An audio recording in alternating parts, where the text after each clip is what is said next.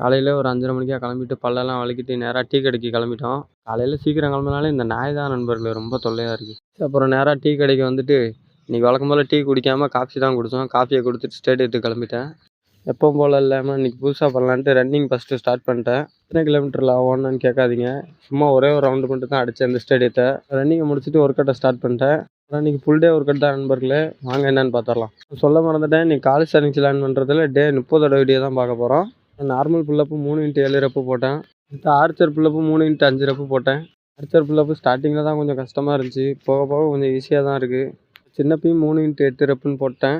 இடையில 2 நாள் கேப் விட்டுட்டேன். அந்த கேப் விட்டதுக்கு மன்னிச்சிருங்க. அதுக்கு மழை தான் காரணம், நான் காரணம் இல்லை. சும்மா சொன்னேன், என் மேலே தான் தப்பு. நான் கொஞ்சம் சோம்பேறியாக இருந்தனால தான் நேற்று வீடியோ போடாமல் விட்டுட்டேன். அப்புறம் இந்த கிரவுண்டில் தான் ஒரு ரவுண்டு ரன்னிங் ஓடினேன், பார்த்துக்கோங்க. அப்புறம் வழக்கமாக போய் உட்கார இடத்துக்கு கிளம்பிட்டேன். போய் உட்காந்து எடிட்டிங் வேலையை ஸ்டார்ட் பண்ணிட்டேன். அப்புறம் இன்றைக்கி எடுத்த கிளிப்லாம் எடிட் பண்ணி முடிச்சுட்டு அங்கேயே வாய்ஸ் ஓவரும் கொடுத்துட்டேன். மிச்சத்தை நாளைக்கு பார்க்கலாம். அது வரைக்கும் டிசிப்ளினாக இருங்க. பாய்.